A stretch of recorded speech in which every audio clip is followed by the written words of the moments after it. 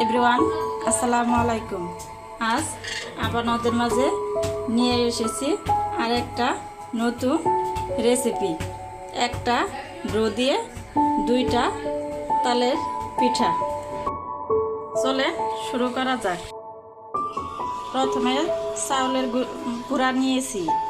এই গুঁড়া আপনারা শুকনো নিতে পারেন এবং ভিজা গুঁড়াও নিতে পারেন। আমি এখানে ভিজা গুঁড়ো নিয়েছি। এখন চুলায় একটা কড়াই বসিয়ে কড়াই গরম করে নিয়েছি। এখন এই গুঁড়াগুলো দিয়ে এভাবে কিছুক্ষণ ভেজে নেব। এভাবে করে ভেজে নিয়েছি। এখন চুলা থেকে নামিয়ে নেব। গুঁড়া ভেজে নিয়েছি। এটি গরম গরম অবস্থায় একটা ডো তৈরি করে নেব। প্রথমে পরিমাপ মতো চিনি নিয়ে নেব। এখন ওর মাঝে কোরানো নারকেল দিয়ে দেব। এখানে পরিমাপ মতো তালের রস নিয়ে নেব। লবণ দিয়ে দেব। দিয়ে দেওয়া হয়ে গেলে এখন এগুলো এভাবে কিছুক্ষণ মাখিয়ে নেব। এখন মাখানো হয়ে গেছে। এখন এর মাঝে চাউলের গুঁড়িগুলো যে ভেজে রেখেছিলাম এখন এর মাঝে দিয়ে একটা ডো তৈরি করে নেব।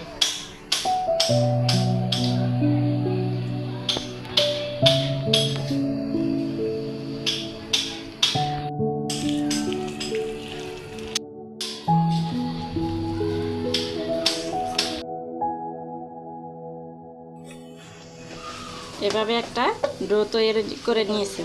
এখন এখান থেকে এভাবে ছোট ছোট করে কাটা নিয়েছি। আপনারা এটি হাতেও করতে পারেন। এভাবে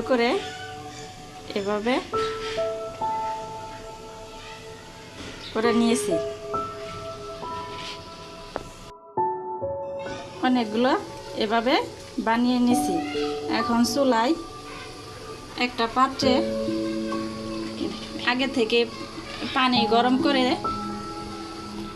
নিয়েছি। এখন আর উপরে একটা এরকম ছোট ছোট স্ট্যান্ড বসিয়ে এখন ওর মাঝে এই পিঠাগুলো এভাবে দিয়ে দিব। সবগুলো একবারে দিব না, তাহলে লেগে যাবে। এখন একটা ঢাকা দিয়ে 2 মিনিট রেখে দেব। এখন 2 মিনিট পর আবার ঢাকা খুলে ওর মাঝে আবার এভাবে করে পিঠাগুলো দিয়ে দিব।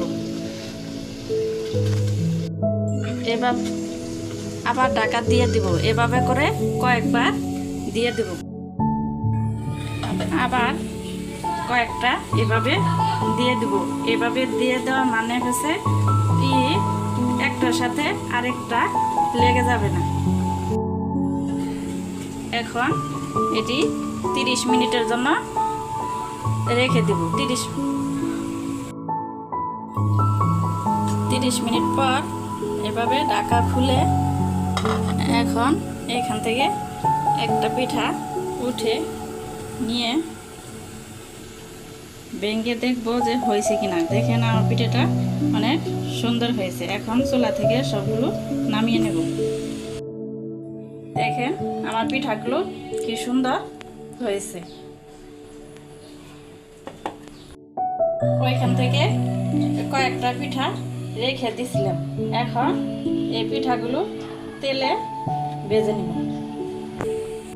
চুলায় তেল গরম করে নিয়েছি। এখন পিঠাগুলো একটা একটা করে দিয়ে ভেজে নেব।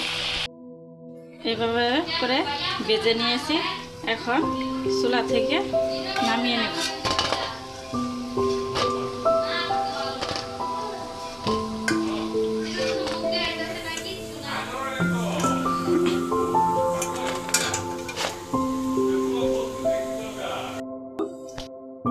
দেখেন আমার পিঠাগুলো কি সুন্দর হয়েছে।